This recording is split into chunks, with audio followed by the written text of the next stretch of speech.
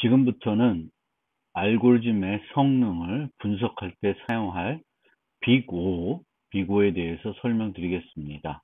즉, 주어진 알고리즘의 성능을 어떻게 분석할 수 있고, 분석된 결과를 가지고 알고리즘을 비교할 수 있는지를 살펴보겠습니다. 여러분도 다 알다시피 특정 문제를 해결하는 방법은 다양하게 존재할 수 있습니다. 예를 들어 정수 배열에서 중복된 요소가 존재하는지 여부를 찾는 알고리즘을 생각해 봅시다. 즉, 배열이 주어져 있을 때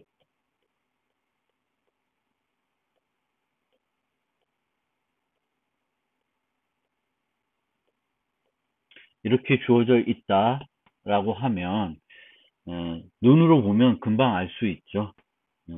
요 두 번째 요소와 다섯 번째 요소가 1이라는 값으로 중복되어 있다는 것을 알 수 있습니다. 그러면 우리가 배열이 주어졌을 때 이 배열에서 중복된 요소가 있는지 찾는 방법을 생각해 봅시다. 먼저 가장 직관적인 방법부터 생각해 봅시다. 그 방법은 첫 번째 요소와 그 다음 요소를 차례차례 비교하는 것입니다. 그 다음에 일치하는 것이 없으면 그 다음 요소를 잡아서 그 다음 비교하게 됩니다. 그러면 이 두 개가 같은 요소가 있다는 것을 발견하게 되고, 그러면 알고리즘은 거기서 중단할 수 있습니다.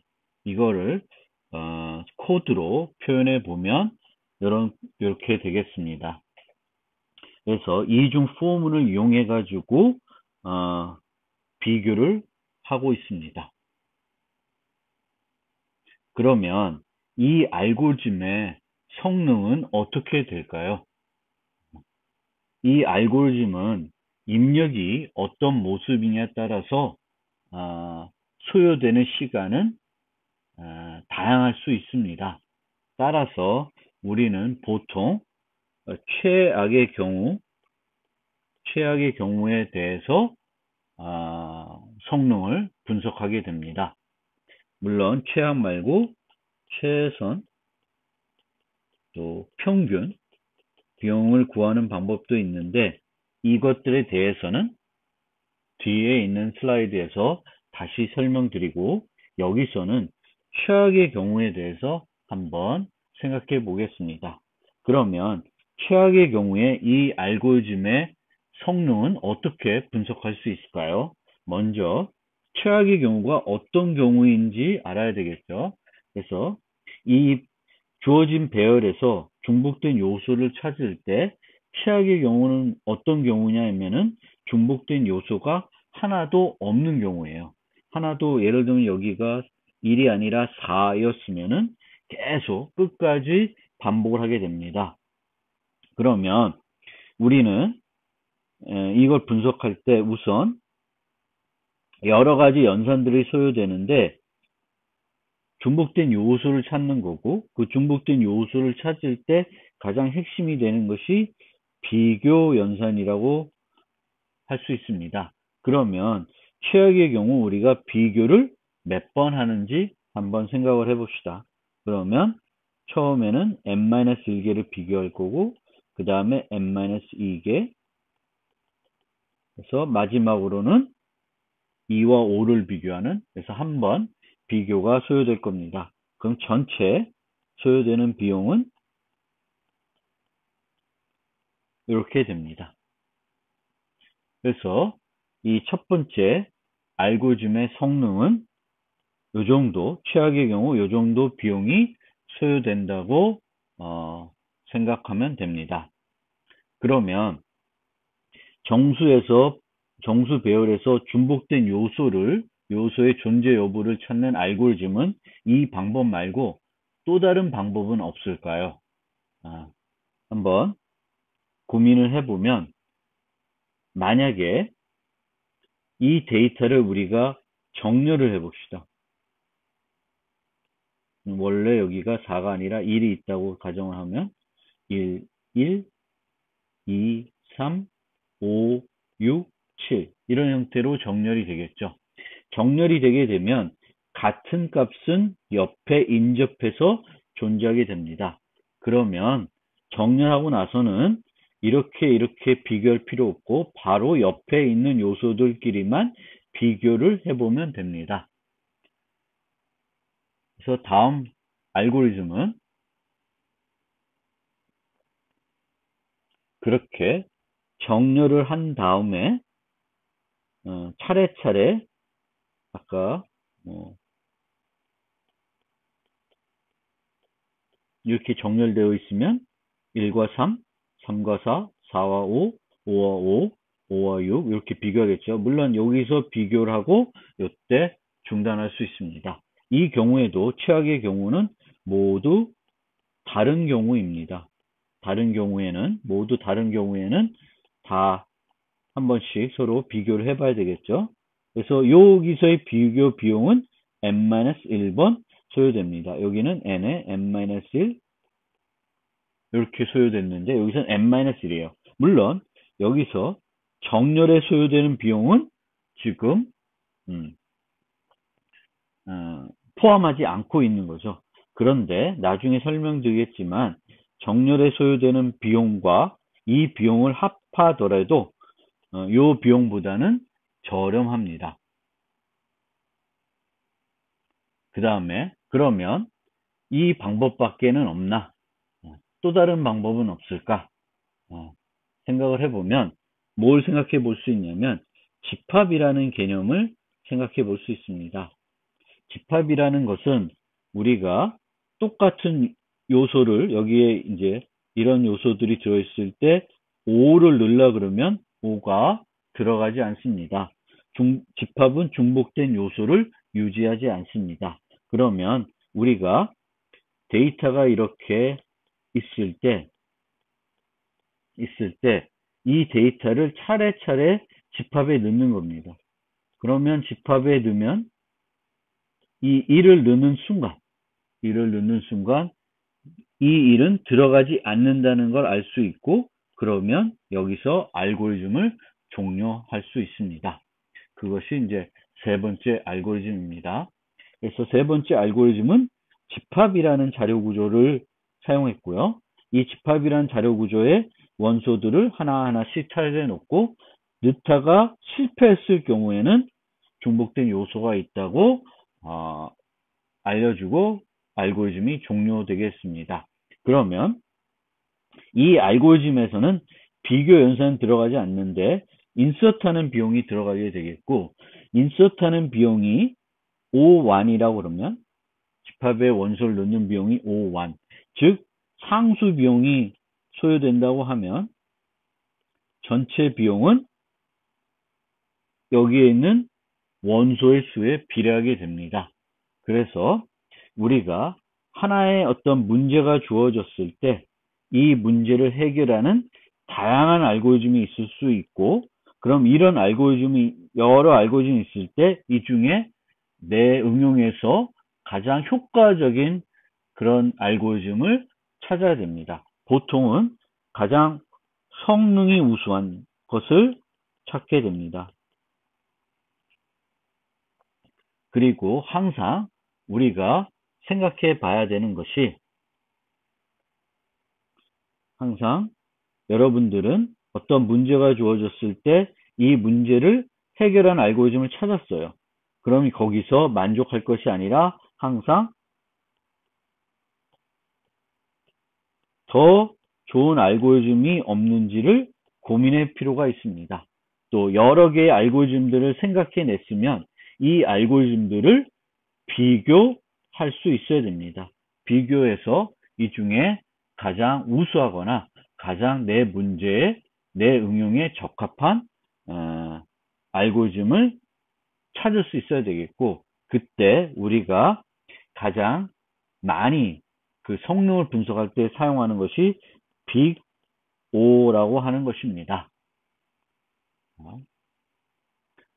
자, 앞에서 이렇게 똑같은 문제를 해결하는 세 종류의 알고리즘을 있을 때, 이 중에 이제 우리가 하나를 선택을 해야 되는데, 보통은 성능이 우수한 것을 선택하겠습니다. 성능이 우수한 거. 그래서 성능이 우수하다는 것은 수행 시간이 빠른 것을 말하는 거죠. 근데 이거를 우리가 시간 복잡성이라 그래요. 알고리즘의 시간 복잡성. 그런데 우리가 알고리즘의 성능을 분석할 때 시간 복잡성뿐만 아니라 공간 복잡성도 따져줘야 됩니다. 시간은 매우 빠르지만 필요한 메모리 공간이 매우 클 수 있습니다. 필요한 메모리 공간이 매우 크면 사용되는 이 알고리즘을 사용해야 되는 컴퓨팅 환경에 따라서는 메모리가 크지 않은 그런 컴퓨팅 환경일 수 있습니다. 보통 우리가 사용하는 자그마한 하드웨어들, 이런 일반적인 PC가 아닌 이런 어떤 제품에 들어가는 컴퓨팅 요소에 있는 메모리들은 매우 메모리 크기가 적을 수 있습니다. 그러면 그런 그런 장치에는 공간 복잡성도 매우 중요합니다. 그래서 우리가 같은 값이면 빠른 거, 그리고 공간을 적게 사용하는 것을 우수한 알고리즘이라고 합니다. 그렇다고 해서 항상 우수한 알고리즘만 사용할 수는 없습니다. 실제 우리가 이 우수한 알고리즘 쓰기 위해서는 실제 개발을 해야 되겠고, 이 개발된 알고리즘이 정확하다는 것을 확인할 수 있어야 됩니다. 그러니까 정확하다는 것은 모든 문제에 대해서, 그러니까 문제의 모든 다양한 입력에 대해서, 문제의 다양한 입력에서 모두 올바른 답을 줘야 되겠죠. 그게 정확성입니다. 그래서 우리가 어떤 알고리즘을 고안하고 구현하기 전에 이 알고리즘이 과연 정확한 것인지, correct한 건지를 검증할 수 있어야 되겠고, 보통은 수학적으로 증명하거나 또는 여러 가지 테스트 데이터로 시험을 해봐서 여러 가지 테스트 데이터에 모두 통과했을 경우에는 올바르다고 믿고 사용을 하게 되겠습니다. 그런데 우리가 아주 우수한 어떤 알고리즘을 생각해냈지만 구현하기가 매우 어려울 수 있고요. 구현하기 어려울 수 있고, 구현된 결과가 정확한지 확신이 안 설 수 있습니다. 그러면 그 알고리즘을 사용하기 전에 오히려 구현하기 쉬운 것, 또 정확한 것을 사용하는 것이 더 좋을 수가 있습니다. 그리고 복잡한 알고리즘보다 성능은 좀 떨어지지만 이해하기 쉬운 알고리즘도 있고, 그런 알고리즘들은 가독성이 높을 수 있어요. 그러면 어떤 변화가 있을 때 수정하기가 또 용이해질 수도 있습니다. 즉 제가 말씀드리고 싶은 거는 성능이 우수한 것을 우리가 보통 선택을 하지만 꼭 성능이 우수한 것을 선택하지 않는 경우도 있다. 그리고 성능이 우수한 것을 선택하기 위해서는 그 성능이 우수한 것을 우리가 개발하고, 그 우수한 것이 정확해야 되는데 그것을 개발하는 것도 어려울 수 있고 정확성을 증명하는 것도 어려울 수 있습니다. 그래서 그런 경우에는 오히려 구현하기 쉬운 거, 정확한 거 위주로 하게 되겠고, 그러면 이 빠르다는 건 그러면 어떻게 측정을 할까? 실제 시간을 계산해서 측정할 수도 있겠지만 실제 시간을 계산하는 것은 정확하지가 않습니다. 그 이유는 컴퓨팅 환경에 따라서 다를 수가 있습니다. 제 컴퓨터에서 수행되는 것과 여러분 컴퓨터에서 수행되는 것에 차이가 있을 수 있고요. 또 PC가 아닌 다른 어떤 컴퓨팅 환경에서 그 알고리즘 수행했을 때는 또 실행 시간이 달라질 수가 있습니다. 또 구현하는 언어에 또 영향을 받을 수 있고, 또 똑같은 언어를 구현하더라도 구현하는 사람에 따라서 실제 시간은 다를 수 있습니다. 같은 알고리즘이더라 하더라도요. 따라서 우리는 실제 시간을 측정해서 알고리즘을 비교하지 않습니다. 그럼 어떻게 비교하냐면 앞에서 대략적으로 한 것처럼 필요한 기본 연산수를 계산해서 비교하게 됩니다. 그래서 이 알고리즘과 이 알고리즘에 필요한 기본 연산수를 측정한 다음에 어느 것이 더 많은 연산을 필요로 하는 것이냐. 많은 연산이 필요할수록 느리겠죠. 그것을 이제 사용하게 될 거고요. 이렇게 계산하다 보면 전체 연산들 중에 그, 성능에 지배적으로 영향을 주는 것과 그렇지 않은 것이 있을 수 있습니다. 그래서 앞에서 살펴본 것처럼 이런 프로그램에서는 이 비교 연산자가 지배적인 거고요. 나머지 i 이퀄 0이라는 거나 j 이퀄 플러스 2라는 것들은 무시할 수도 있습니다. 또는 나중에 비교를 해보면 이걸 다 계산해보지만 결국은 그 지배적인 것에 의해서 영향을 받게 됩니다. 이 부분은 뒤에 점점 더 살펴보겠습니다. 자, 그러면 이제 실제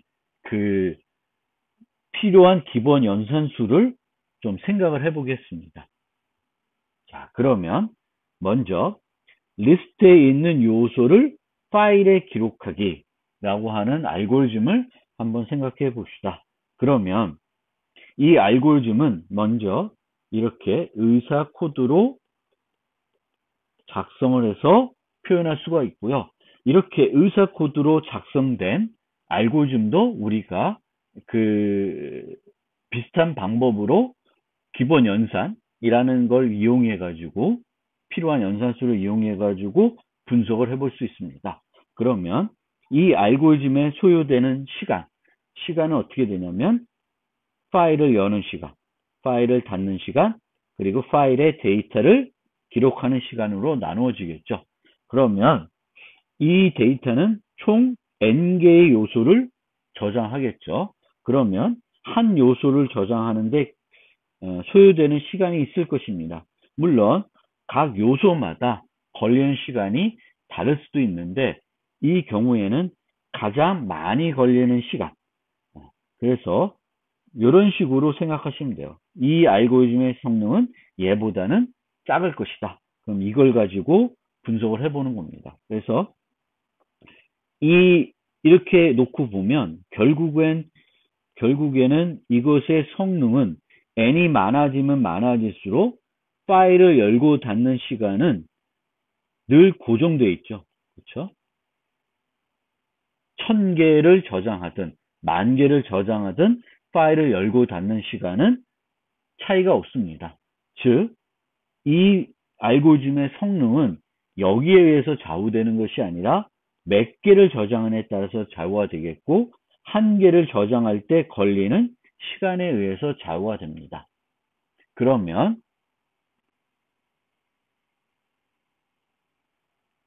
의사 코드 대신에 구체적인 코드를 가지고 다시 한번 분석을 해보겠습니다. 그러면 이 부분은 구체적인 코드를 안 썼어요. 왜? 여전히 차이가 없으니까 구체적인 코드를 보더라도. 그래서 우리는 이제 살펴보려는 것이 이 부분입니다. 이 부분을 이렇게 후문으로 만들었습니다. 그러면 실제 소요되는 시간은 i 이퀄 0 하는 시간, 그 다음에 i와 사이즈를 비교하는 시간. 이건 몇 번 일어날까요? 이거는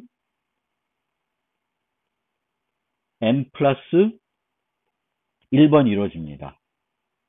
그래서 i가 플러스 돼서 0, 1, 2, 3 4개가 있으면 0, 1, 2, 3으로 비교하고 4가 된 다음에 한 번 더 비교하게 되겠습니다. 그래서 n 플러스 1번 비교하게 되겠고 i 플러스 하는 거 이것도 n번 이루어집니다. 그리고 파일을 라이팅하는 시간이 필요합니다. 라이트하는 시간. 이것도 n번 소요됩니다. 그러면 결국 보면 이 부분들의 비용은 뭐에 비례해요? n에 비례하다는 걸 알 수 있습니다. 그리고 이런 것들은 이 반복문을 어떻게 작성하냐에 따라서 다를 수가 있습니다. 예를 들면 밑에처럼 구현할 경우에는 i의 증가되는 부분이나 i++나 i의 사이즈를 하는 거나 물론 내부적으로 있을 수는 있고요. 그렇지 않을 수도 있고 다르게만 볼 수 있고 어쨌든 이 코드상에 나타나는 것은 리스트인 요소를 매번 n 변수에 저장하는 비용이 들어가게 됩니다. 이 비용하고는 또 다르죠. 즉 이런 세세한 것들은 아까 말씀드린 것처럼 뭐에 영향을 받는다? 프로그래밍 언어와 구현 결과에 영향을 받습니다. 그렇지만 우리는 이 알고리즘의 성능은 뭐에 좌우되는지는 알 수 있어요. n에 이 저장하고자 하는 리스트에 있는 요소의 개수에 비례한다는 것은 충분히 이해할 수가 있을 것입니다.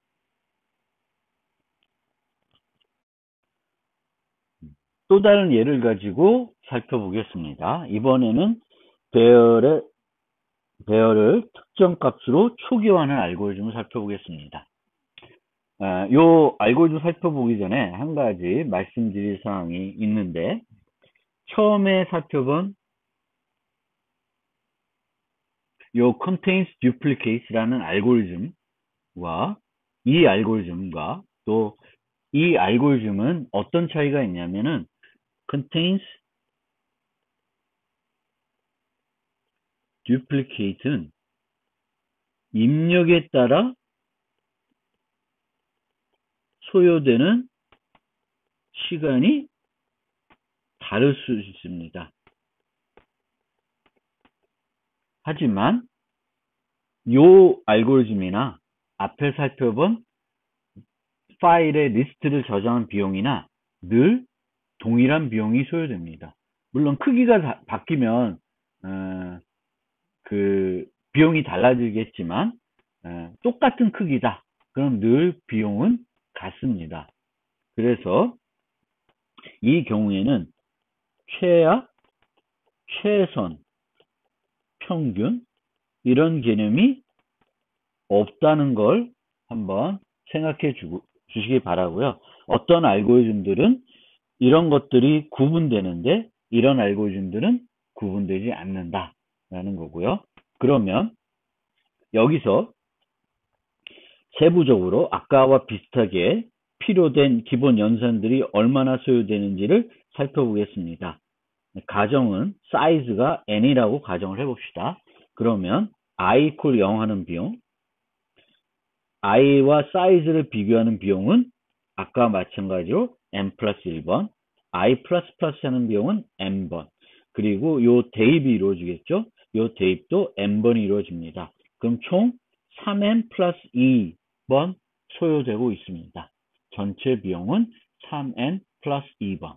그런데 여기서도 또 한 가지 우리가 짚고 넘어가야 될 부분은 첫 번째 초기화하는 부분은 i equal 0으로 대입하는 부분이고요. i equal 사이즈는 비교 연산이에요. 그렇죠? 그리고 i equal 플러스 플러스는 요거로 생각하면 요것도 대입 연산이라 보시면 되겠고 얘도 대입 연산입니다. 그런데 이 연산이 다르지만 그냥 같다고 보고 지금 비교하고 있습니다. 이것도 이렇게 비교를 해도 큰 문제는 없습니다. 왜냐하면 왜 그렇게 해도 문제가 없냐면 밑에 있는 알고리즘을 밑에 있는 표를 가지고 한번 설명을 해 보겠습니다. 자, 위에 있는 이 방법처럼 어떤 알고리즘을 분석했더니 이 알고리즘에서 필요한 기본 연산이 입력 크기 n에 대해서 5n제곱 플러스 1이라고 하는 알고리즘이 있었고 B는 300n 플러스 3000n 플러스 100이라고 하는 비용이 소요되었습니다. 그러면 이 n의 크기가 각각 100, 1000, 만, 10만일 때 총 소요되는 비용을 한번 써보면 100일 때는 A와 B 중에 어떤 게 더 많이 연산이 필요하냐면 B가 더 많이 필요해요. 그럼 뭐가 더 우수해요? A가 우수합니다.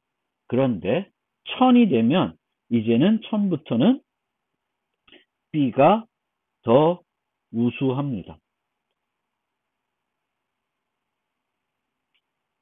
그래서 여기서 놓고 보면 우리는 알고리즘을 분석한다는 것은 그 알고리즘 자체가 3n 플러스 2라고 하는 것이 중요한 것이 아니라 이 알고리즘, 어떤 알고리즘이 있고 A라는 게 있고 B라는 게 있는데 이 두 개는 또 전혀 다른 알고리즘이 아니라 같은 일을 하는 알고리즘을 우리는 비교합니다.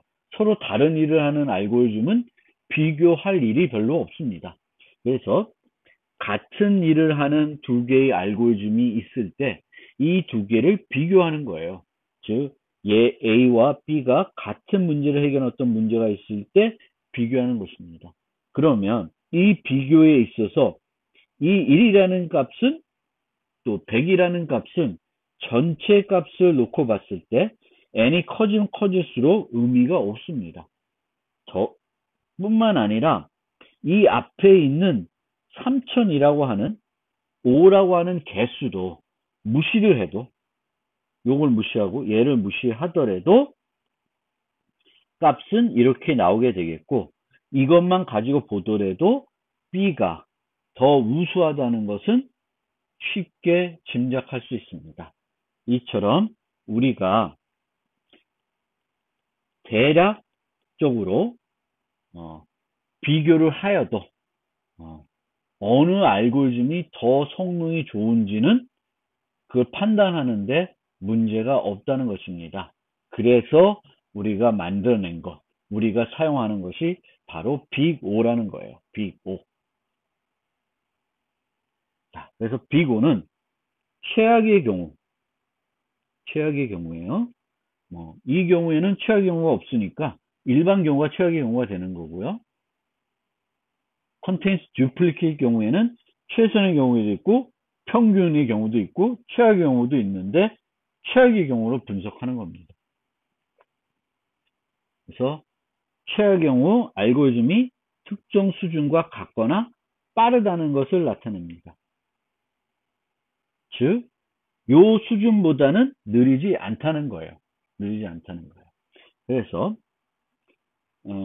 어떤 알고리즘이 있는데 그 알고리즘의 입력 크기 n에 대해서 필요한 연산수를 분석해 봤더니 이렇게 복잡한 식이 나왔습니다.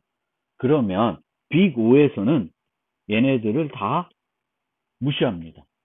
n이 매우 크면 제일 가장 차수가 큰 n4승이 이 알고리즘의 성능을 지배하게 됩니다. 그래서 나머지는 다 무시하고 심지어 앞에 있는 3이라는 것도 무시하게 됩니다. 근데 만약 우리는 이 알고리즘을 그러면 얘는 n4승에 영향을 받는구나 라고 생각하는데 또 다른 알고리즘이 있어요. GN도 어떻게 되냐면 7n4승 플러스 뭐 이렇게 나가요. 그러면 이 경우에는 다 이렇게 생략하면 FN도 n4승, GN도 n4승이죠. 이렇게 되면 이 경우에는 이 생략된 개수와 이 항들도 중요하게 봐야 돼요. 봐야지만 어느 게 더 좋다라는 것을 판단할 수 있습니다. 얘는 3n 4승이고 얘는 7n 4승이면 FN이 더 우수한 알고리즘이 되는 것이 되겠습니다. 그래서 이런 알고리즘의 경우에 우리는 이 알고리즘의 빅5는 n4승이다. 즉 n4승 수준으로 n이 증가하면 필요한 비용이 B에서 요 n4승과 비슷한 수준으로 증가한다. 이런 얘기입니다.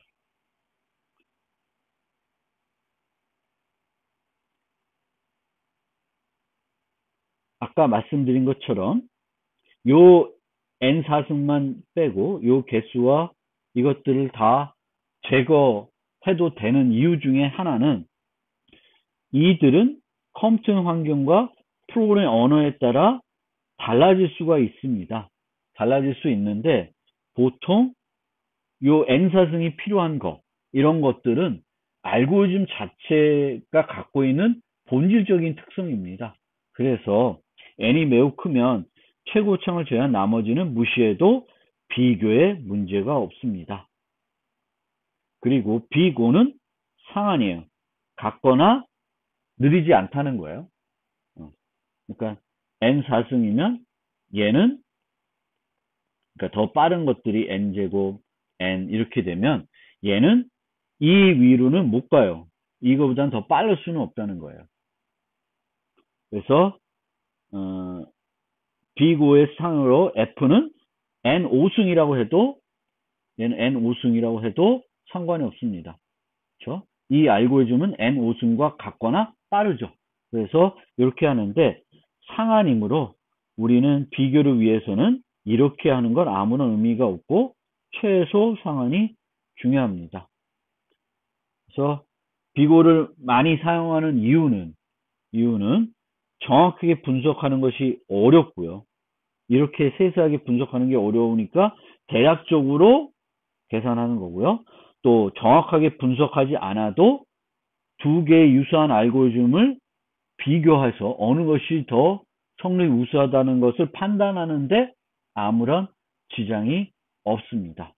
그래서 이제 빅5를 우리가 많이 쓰는데 빅5 말고 빅오메가 그리고 빅세타라는 것도 있습니다. 그래서 빅오메가는 로우 바운드에 해당하고 얘는 세타에 해당돼요. 세타. 얘는 이제 항상 같은 거, 수준이 같은 걸로만 얘기하고 있습니다. 요런 내용들은 나중에 알고리즘 시간에 배우시게 될 겁니다.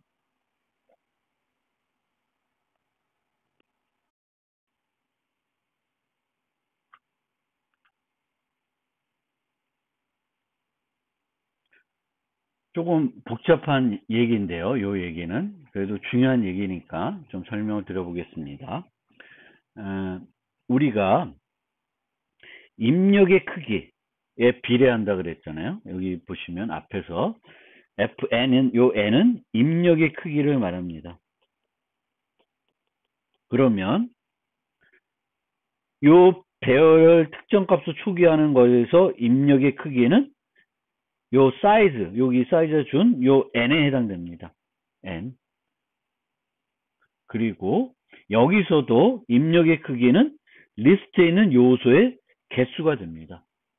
그리고 요 컨테인스 듀플리케이트 경우에도 요 사이즈, 배열의 크기, 우리가 중복된 요소를 찾을 배열의 크기가 되겠고 이 크기에 비례해서 알고리즘이 그 필요한 비용이 그 크기에 뭔가 영향을 받게 되는 거죠. 크기가 커지면 커질수록 더 많은 시간이 소요됩니다. 그래서 뭐 여기는 이게 10이면 이 알고리즘의 입력 크기는 10이다 이렇게 얘기를 하고 있습니다. 그런데 이런 알고리즘 한번 살펴봅시다. 주어진 양의 정수가 소수인지 판단하는 거. 그럼 여기는 입력이 뭐예요? 정수 하나를 박죠. 그럼 아까는 배열에서 용량이 뭐 요런 6개짜리 받으면 그 입력의 크기가 6이라고 했으니까 그럼 얘는 입력의 크기가 1이구나 라고 생각했는데 1은 아니죠. 그쵸? 왜냐하면 이 안에 있는 알고리즘을 보면 i는 2부터 sqrt x까지 루트 x까지 쭉 그 i 값으로 x를 나눠 봅니다. 그래서 이 루트 x까지 한 번도 나누어지지 않으면 소수가 되겠고요. 중간에 한 번 나눠지는 수를 발견하게 되면 소수가 아닌 것이 됩니다. 따라서 이 알고리즘은 최악의 경우에 루트 x 마이너스 1번. 2부터 하니까요. 2부터 하니까 루트 x 마이너스 1번인데 뭐 대략 루트 x번 반복한다고 생각합시다. 그러면 x 2분의 1이죠. 그러면 비용이 이렇게 소요된다고 생각할 수도 있습니다. 다항 시간이 되는 거죠. 2분의 1승의 비용이 소요되는구나 라고 생각할 수 있는데, 이 x가 증가함에 따라서 요 비율로 증가하냐, 이게 어떤 빅오로는 어떻게 표현해야 되는 게 올바른지 한번 생각을 해보겠습니다. 그래서 어쨌든 중요한 것은 일반적인 경우에는 입력의 크기가 매우 직관적으로 우리가 판단해낼 수 있습니다. 리스트의 크기. 그런데 이런 경우처럼 조금 특이한 경우들이 있습니다. 특이한 경우를 만나게 되면 여기 정수 하나 받구나. 그러면 이거는 입력 크기가 1이 아닐 것 같아요. 내부 구현을 봤더니 반복문으로 되어 있고 비용이 소요됩니다. 그래서 정수가 커질수록 소요된 비용이 증가해요.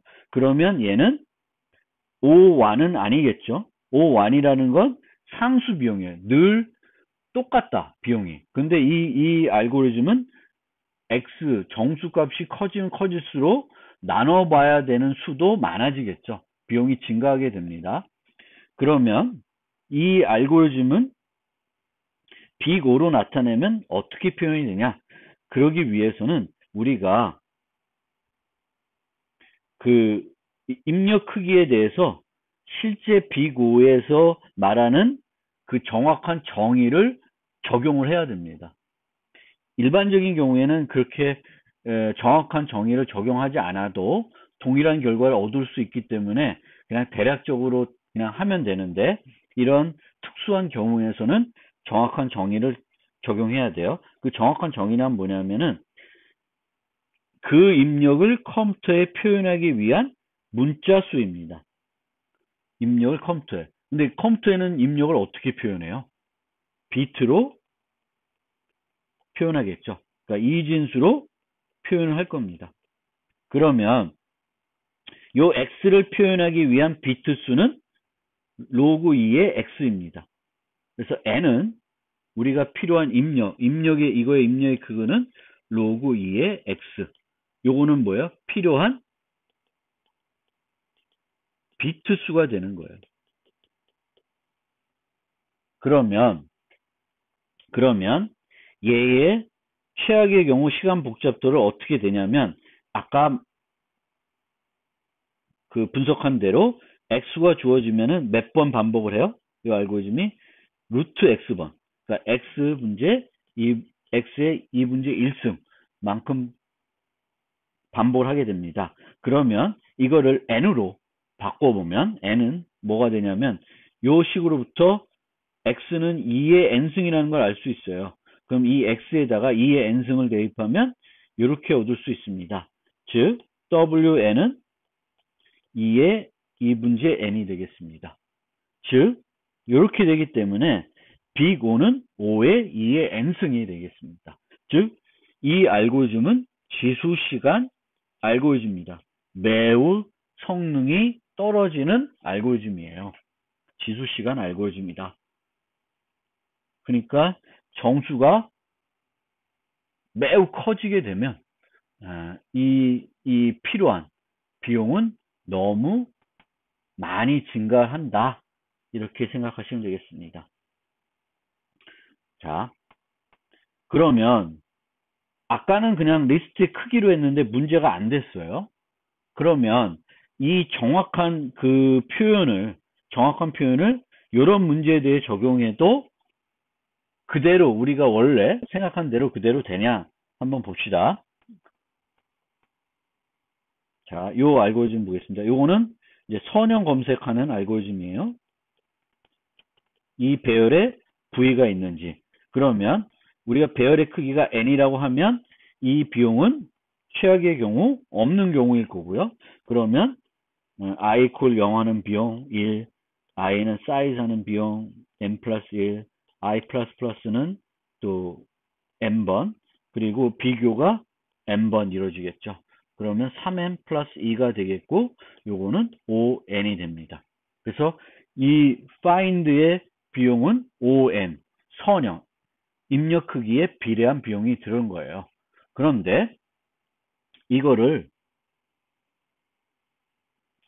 정확한 표현으로 바꾸면 입력의 사이즈가 n이 아니라 k라고 합시다. 그러면 요 정수들, 각각 정수들, k개의 정수들이 입력으로 들어올 건데, k개의 정수들이 입력으로 들어오니까 그 중에 가장 큰 정수가 로그 L 비트를 필요하다라고 그러면 전체적인 크기는 요거보다는 작겠죠. 그래서 요걸 가지고 한번 분석을 해보면, 얘에 필요한 비용은 여기처럼 3k 플러스 2예요. 3k 플러스 2고 n은 k 로그 l이니까 k는 n 로그 l이에요. 로그 l을 나눈 거고, 이렇게 되면 결국은 요게 개수고 요건 상수항이니까 여전히 OWN은 이렇게 되겠고, 그러면 이거는 ON이 돼요. 그러니까 아까 분석한 거나 정확하게 분석을 해도 차이는 없습니다. 차이는 없습니다. 어쨌든 이런 알고리즘들은 그렇게 우리가 많이 분석하는 알고리즘들은 아니니까. 그렇지만 여러분들이 우리가 비고 계산할 때 입력 크기를 바탕으로 어떤 다항식을 세우고 거기에 최고차항만 따서 이 알고의 성능은 비고 뭐다 이렇게 얘기한다고 했습니다. 그런데 일반적인 경우는 그렇게 하시면 되겠고, 특수한 경우들이 우리가 만나게 될 텐데 그 특수한 경우들은 요 정의를 제대로 활용해야 됩니다. 자, 그러면 아까 좀 미뤄뒀던 알고리즘 최선, 최악, 평균 비용.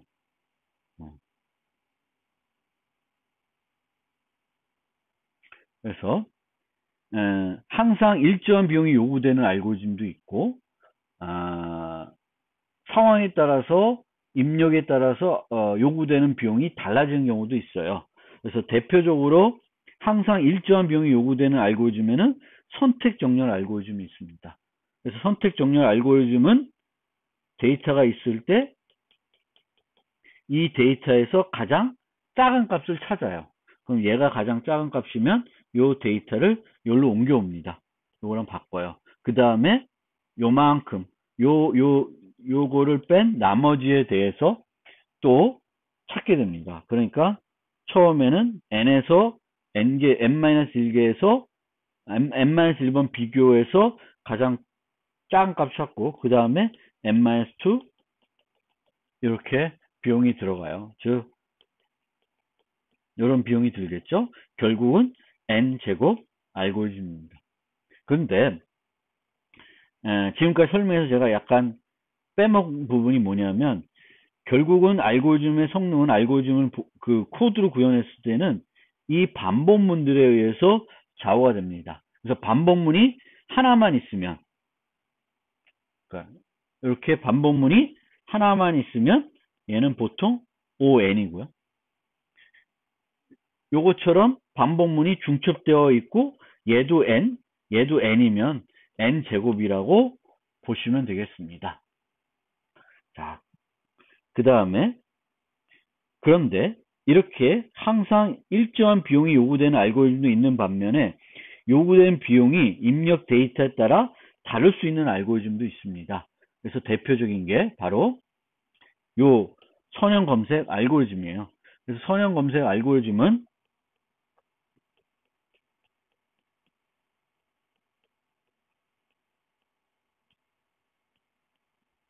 뭐 이렇게 있을 때 4를 찾아달라. 그러면 맨 앞에 있으니까 바로 종료가 되겠죠. 그래서 5완이 되겠고요. 최악의 경우에는 여기에 없는 거, 뭐 10을 찾아달라. 그럼 다 식과 비교를 해도 없으니까 n번 비교해야 돼요. 이제 평균 비용은 얼마일까요? 근데 이 평균 비용 여기다 제가 2분의 n이라고 써놨는데 이 평균 비용을 계산하는 건 이렇게 간단하지 않습니다. 모든 경우들 다 분석해서 이 모든 경우가 n번 일어난다 그러면 n 케이스가 있으면 이 케이스를 n으로 나눠줘야 돼요. 그래서 여기 보면 아까 여기서 보면 한 번 여기에 있는 경우 비교가 여기서 끝나는 여기서 끝나는 경우 여기서 끝나는 경우 또 여기서 끝나는 경우가 있죠. n번. 그러니까 n에 n 플러스 1 나누기 2 나누기 n이에요. 그러면 2분의 n 플러스 1 이런 비용이 소요되는데 우리가 검색을 할 때 여기에 있는 데이터도 검색할 수도 있고 여기에 없는 데이터도 검색할 수 있어요. 없는 데이터가 n이죠. 그리고 이렇게 분석하는 것도 가정이 많이 들어가는 거죠. 무슨 가정이에요? 모든 요소들을 검색할 확률이 같다라고 가정하는 겁니다. 그러면 이런 식으로 할 수 있어요. 여기에 있는 애를 검색할 확률과 여기에 있는 애를 검색하지 않을 확률이 같다 라고 놓으면 요 비용이 되겠습니다. 있는, 없는. 없는 때는 n 비용이 들고 있을 때는 n이니까 이렇게 비용이 들어요. 그럼 예를 들면 p가 2분의 1이면 있는 걸 검색할 확률도 50%. 여기에 없는 걸 검색할 확률도 50%라 그러면 비용은 4분의 n 플러스 1 더하기 4, 2분의 n이 되겠습니다. 그래서 3n 플러스 1, 요 정도 비용이, 평균 비용이 들어요. 결국은 얘도 ON으로 표현하면 선형 비용입니다. 그래서 평균은 되게 분석하기가 어려울 수도 있고요. 평균을 분석해봤자 최악의 경우와 같은 경우도 많아요. 그래서 얘도 ON이고 평균도 ON이에요. 결국은. 물론 2분의 n이지만 그 비고로 나타내면 같아요. 그래서 뿐만 아니라 실제 고객과 우리가 인터랙션 했을 때는 고객들은 10번 서비스 해주는데 9번은 빠르고 1번은 매우 느려요. 그러면 이 서비스는 매우 빠르게 처리해 준다고 생각하는 것이 아니라 느리다고 생각을 하게 됩니다. 그래서 이 최악의 경우가 되게 중요합니다. 그래서 우리는 최악의 경우에 대해서 분석을 한다. 이렇게 생각하면 되시고요. 또 여기서 중요한 거 하나 더 강조를 하면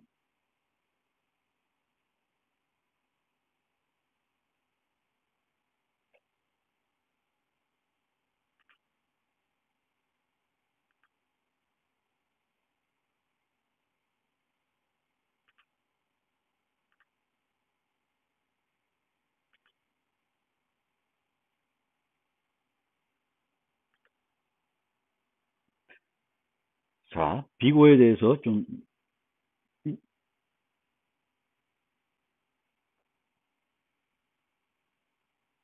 비고에 대해서 간단하게 한번 요약을 해볼게요. 그래서 꼭 여러분들이 기억해야 되는 게 같은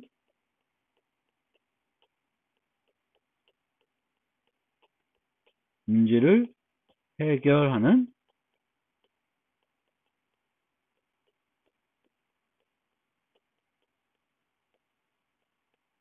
비교하는 거고요.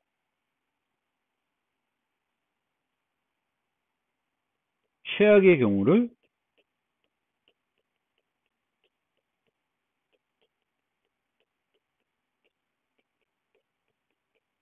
성능을 비교하는 거고요. 최악의 경우 성능을 비교하는 거고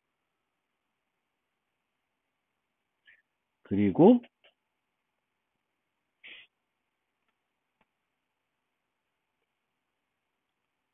입력 크기에 대해서 여러분들이 좀 주의해야 될 케이스들이 있음. 얘로 소수 판별 알고리즘을 한번 생각을 해보세요. 그리고 이 비고는 입력 크기가 매우 클 경우에만 의미가 있습니다. 즉, 우리가 만드는 응용에서는 입력 크기가 끼케야 100밖에 안 돼요. 100보다 넘는 경우가 없어요. 그러면 그 비구가 오히려 나쁜 그 요소들, 그러니까 이 생략하기 전 값들, 뭐 아까도 봤지만 5n 제곱 플러스 이거랑 3000n 플러스 100, 얘가 더 좋다는 거죠. 얘가 더 입력 크기가 작으면, 우리가 비고라면 얘는 5n 제곱이고 얘는 5n인데 오히려 얘가 더 좋을 수가 있다는 것입니다. 그래서 입력 크기가 매우 클 경우에는 의미가 있고, 비고가 같으면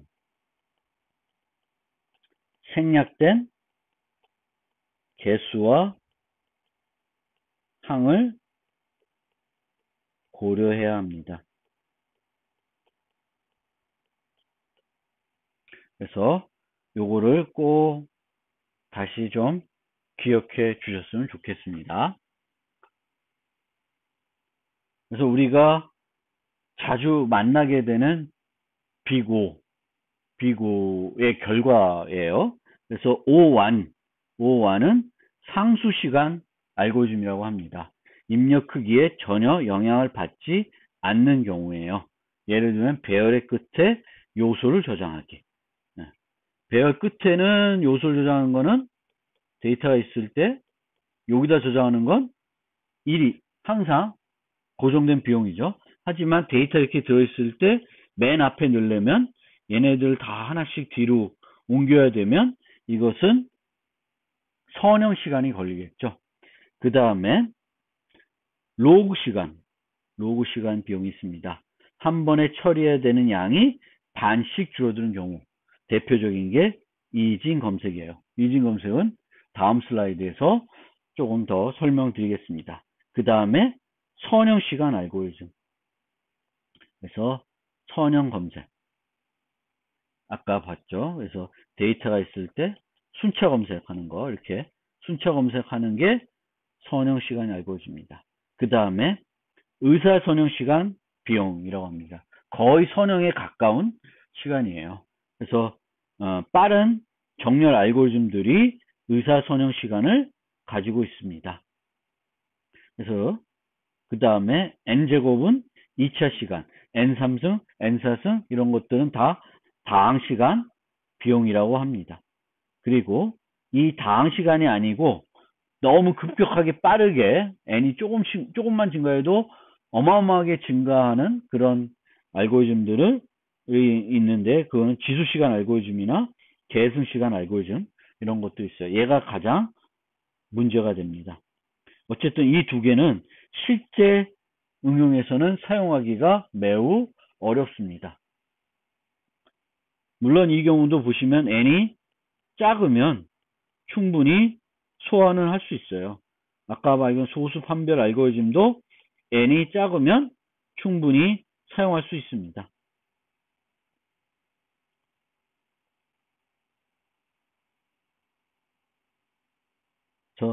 뭐 선형 검색은 다 설명드린 거고, 이진 검색은 언제 쓸 수 있어요? 정렬돼 있을 경우에만 사용할 수 있습니다. 정렬이 되어 있는 경우에만 사용할 수 있고, 선형 검색은 정렬이 되어 있지 않아도 사용할 수 있습니다. 그래서 정렬이 되어 있는 경우에 이진 검색은 어떻게 하냐면은 중앙에 있는 것과 비교를 하게 돼요. 그럼 내가 찾고자 하는 게 24다. 그럼 먼저 이 배열에서 중앙 위치에 있는 것과 비교를 하게 됩니다. 그러면 22가 24보다 크니까 이 반은 후보에서 배제가 됩니다. 그러면 그 다음에는 이 남은 것 중에 남은 것 중에 반인 29와 24를 비교하게 되어 있습니다.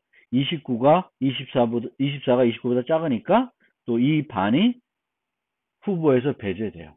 그래서 이제 찾아가겠죠. 이게 이진 검색입니다. 그러면 이진 검색 비용은 로그 n이에요. 그러면 데이터가 정렬이 안 돼 있어요. 그러면 데이터가 정렬이 안 돼 있는 상황에서는 선형 검색을 하면은 선형 검색은 ON 비용이 됩니다. 그러면 이 정렬되어 있지 않으면 이진 검색하고 싶으면 먼저 정렬을 해야 되겠죠. 그러면 정렬하는데 비용은 N 로그 N이에요. 그래서 N 로그 N이 듣고 그 다음에는 검색하는데 로그 N 비용이 들어요. 그럼 결국은 전체 비용은 N 로그 N에 되는 거죠. 그럼 이게 좋아요? ON이 좋아요. 어느 게 더 빠른 거예요? ON이 더 빠른 거예요. 그러니까 데이터가 정렬되어 있지 않을 때에는 그걸 정렬하고 이진 검색하는 것보다 그냥 선형 검색하는 것이 더 성능이 우수한 방법이 되겠습니다. 그리고 앞에 이 봤던 요 세 개에 대해서 분석을 해보면 얘는 ON 제곱이에요. 그리고 얘는 N 로그 N 검에다가 N이니까 N 로그 N이 되겠고요.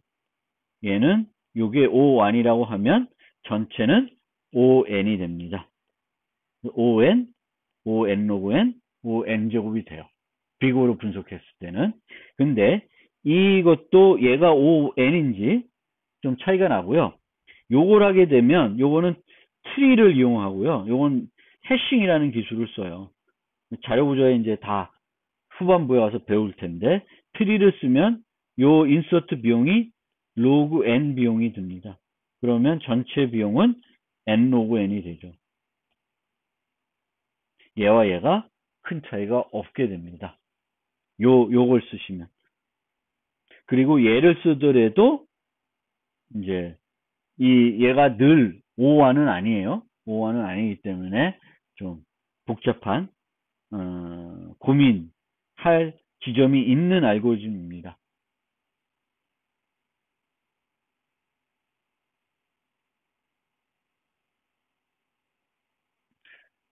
좀 더 실습을 해보겠습니다. 정렬되어 있지 않은 정수 배열의 요소 추가하기. 그러니까 데이터가 이렇게 뭐 4, 7, 1, 3 여기까지 4개가 들어있어요. 그럼 여기에다가 5를 추가하고 싶어요. 그러면 어디다 추가해요? 맨 뒤 여기다 추가하는 비용은 5원이에요. 근데 맨 앞에다 추가하고 싶으면 요 데이터들을 하나씩 뒤로 미뤄야 되니까 ON 비용이 소요됩니다. 정렬되어 있지 않은 요소에서 특정 요소를 삭제하기. 그러면 예를 들면 5를 삭제하고 싶어요. 그러면 먼저 정렬되어 있지 않으니까 해당 요소를 찾아야 돼요. 그럼 뭘 어떻게 찾아요? 선형 검색을 해야 되겠죠. 그러면 요 비용이 ON이에요. 찾은 후에 제거는 어떻게 해요? 만약 순서를 유지해야 된다면 이렇게 땡겨와야 되죠. 그럼 얘도 ON이에요. 그럼 전체는 ON이 됩니다. 그런데 여기처럼 땡겨올 수도 있고 땡기지 이거 잘못 여기가 2네요. 땡겨오고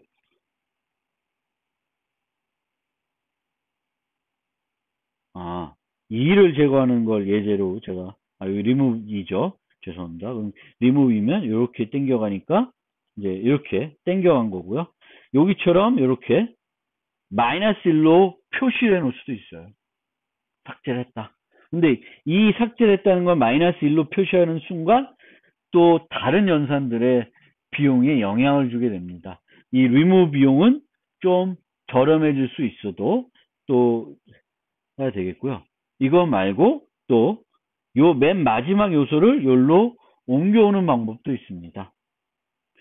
정렬이 안 되어 있는 거니까 데이터가 어떤 순서로 들어있어도 상관이 없다.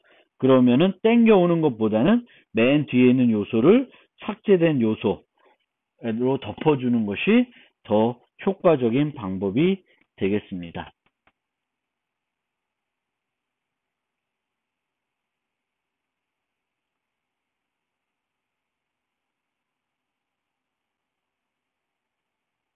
알고리즘 성능과 선택에 대해서 이제 요약을 좀 마무리를 해보겠습니다. 그래서 가장 중요한 건 여러분들이 주어진 문제를 해결할 수 있는 알고리즘을 고안해낼 수 있어야 돼요. 이 고안한다는 건 생각해내고 구현하고 그 정확성을 검증할 수 있다는 것이 다 포함되어 있는 얘기입니다. 그 다음에 여러 알고리즘들을 이 문제를 해결하는 여러 알고리즘들이 있으면 그 중에 어느 것이 개발하고자 하는 응용에 적합한지를 선택할 수 있어야 되고요. 이것을 선택하기 위해서는 성능을 분석할 수 있어야 됩니다. 이때 쓰는 것이 빅5다. 그래서 빅5는 그렇게 어려운 거는 아니에요. 그리고 아까 설명드린 것처럼 빠른 알고리즘이 무조건 우선되는 건 아닙니다. 빅5의 분석은 최악의 경우에 대한 분석이고요. 아까 썼죠. 또 입력 데이터 크기가 매우 클 경우에만 의미가 있습니다. 따라서 우리 응용에서 사용하는 입력의 크기의 범위가 어느 정도 되는지를 살펴볼 필요가 있습니다. 알고리즘 적용한 문제의 입력 데이터 크기가 제한적이면 아까 방금 말씀드린 것처럼 빅5 분석에서 복잡도가 높더라도 더 효과적일 수 있다. 또 성능이 떨어지지만 정확성이 보장된 알고리즘을 사용할 수도 있고 이런 알고리즘을 사용하지 않더라도 이런 알고리즘은 새 알고리즘을 테스트하기 위해서도 활용할 수가 있습니다. 이거 매우 중요한 얘기입니다. 그래서 아까 정확성을 검증해야 되는데 이 정확성을 할 때 수학적으로 증명하면 좋겠지만 이 증명 어려워요. 그래서 이 증명 못하면 또 뭐예요? 테스트를 여러 데이터 갖고 테스트해서 모두 통과하는지 보여야 되는데 이 테스트를 하려면 뭐가 필요하냐면 테스트 데이터가 필요해요. 데이터가. 근데 이 테스트 데이터는 만들어야 되는데 뭘로 만들 수 있어요? 성능이 떨어지만 정확성이 보장된 알고리즘으로 만들 수가 있습니다. 그리고 주어진 문제의 효과적 해결책을 찾지 못했을 때 접근하는 방법.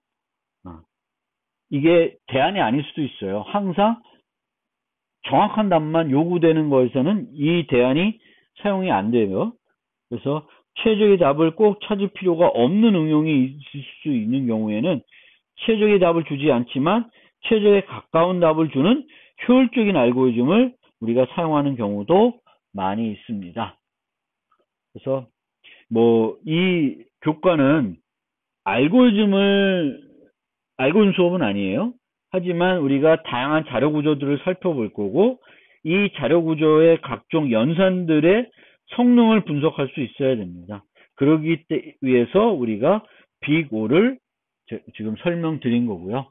그러니까 자료 구조 시간에 분석하는 알고리즘들은 그렇게 복잡하지는 않습니다. 그리고 우리가 이런 자료 구조를 통해서 실제 여러분들은 이런 실전 문제를 만났을 때 효과적으로 해결할 수가 있어야 되겠죠. 그래서 한번 이런 문제들을 여러분들이 좀 생각을 해보시면 좋겠습니다. 그래서 여러분들이 사용하는 응용들이 있으면 이 응용들을 어떻게 만들까?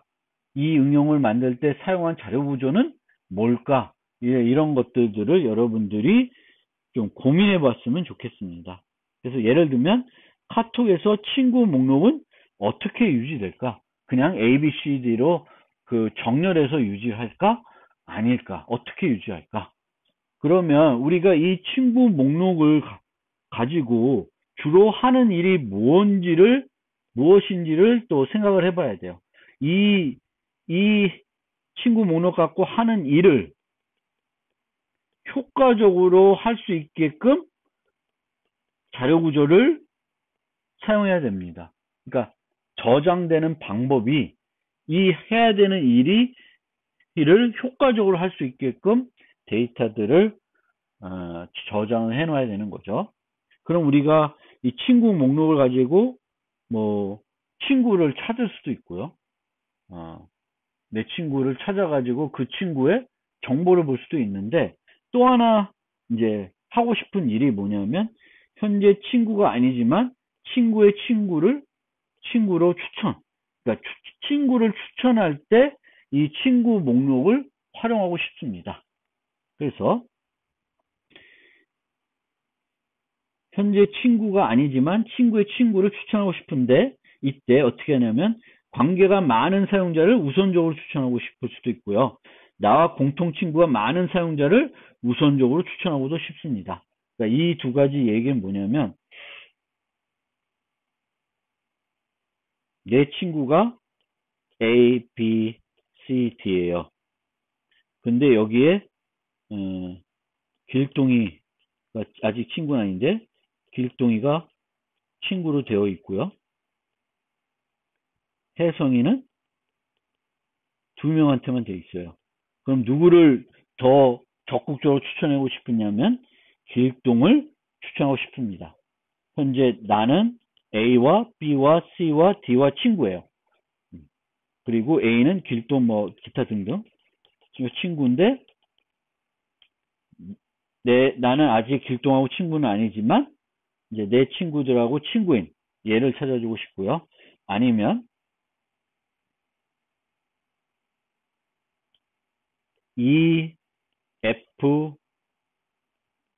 EFGH가 있는데 E는 아직 친구는 아니에요.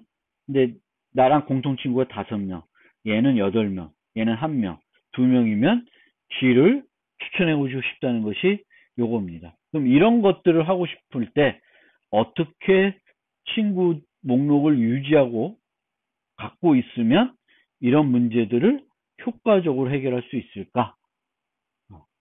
그래서 정렬된 형태로 유지하고 있으면 이걸 가지고 뭐 차집합도 구하고 또 뭐 교집합도 구해서 이제 이런 추천 알고리즘들을 사용할 수도 있고요. 그렇게 하지 않고 전체 학생들을, 그 친구들을, 사용자들을 2차원 배열로 해서 1, 0, 0, 1, 1 이런 배열을 만들어서 이 배열을 가지고 이 추천하는 알고리즘들을 만들 수도 있습니다. 근데 어쨌든 이런 실전적으로 사용하는 거에 있어서 우리가 어떤 자료 구조를 써서 친구 목록을 유지할 것인가, 이런 것들을 이제 이 자료 구조 수업이 끝나고 나면 좀 더 수업 듣기 전보다는 효과적인 방법을 찾을 수 있어야 되겠죠. 그것을 여러분들이 목표로 하시면 되겠습니다.